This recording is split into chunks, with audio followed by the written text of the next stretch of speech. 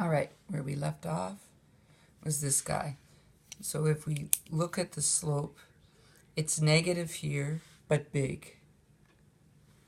And then as time passes, it's decreasing. So it's traveling in the negative direction, but slowing down. And when it gets to here, it changes direction. And now it begins to speed up. So traveling in the negative direction, slowing down, and then changes direction and speeds up. Okay?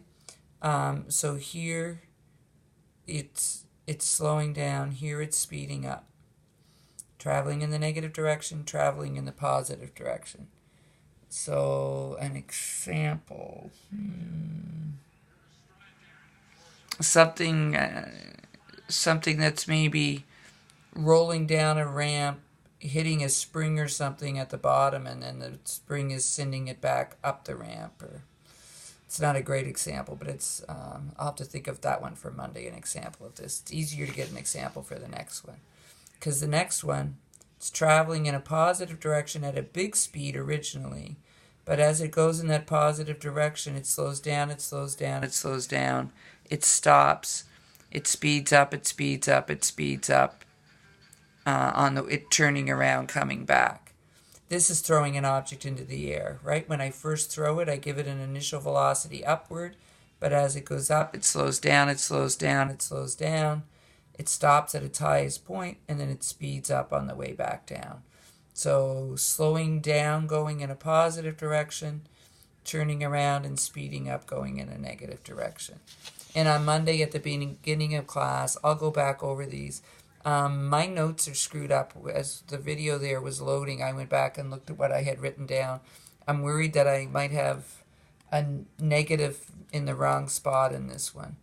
Okay, so on Monday we'll come back and we'll just go through these to make sure you understand them, okay? And that I didn't screw up the PowerPoint. Okay? There's a few little questions here that should help you with your homework. One says, how does one find the distance traveled? So how do you find the oops, not the right sheet. No, back on my sheet. How do you find the distance traveled on a distance or displacement versus time graph? What's the distance traveled in 2 seconds? You just go up and take the 2 seconds, go up and hit the graph and come over and read it. It's traveled 4 meters. What's the distance traveled in 1 second? Go up, hit the graph, go over, read it, 2 meters. So the way you find the distance traveled on a distance or displacement versus time graph is you just read it off the graph. How does one find the displacement of the object? The same idea, you just read it off the graph.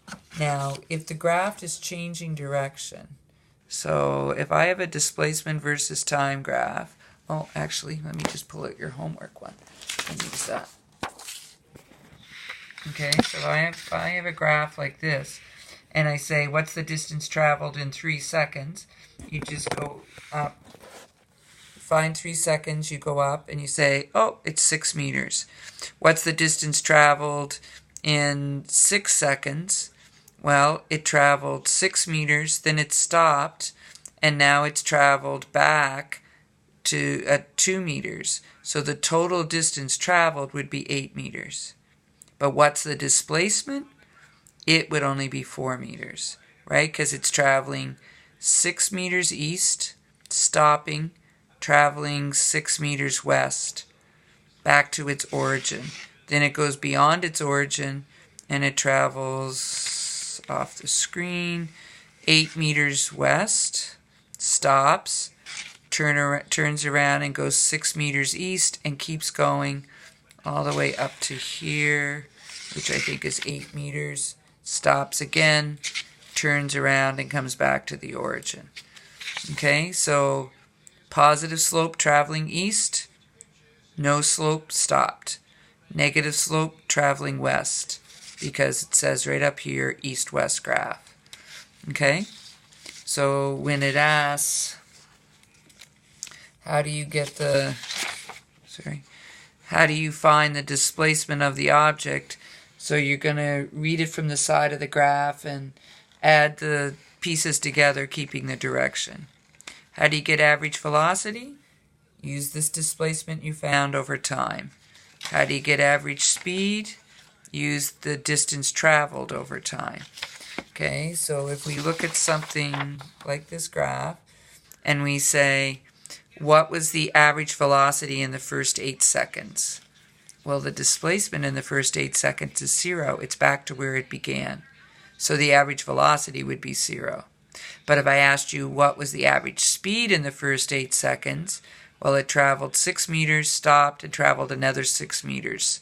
So it went 12 meters over 8 seconds. So the average speed would be 12 meters divided by 8 seconds, which is like 3 over 2 or 1.5 meters per second.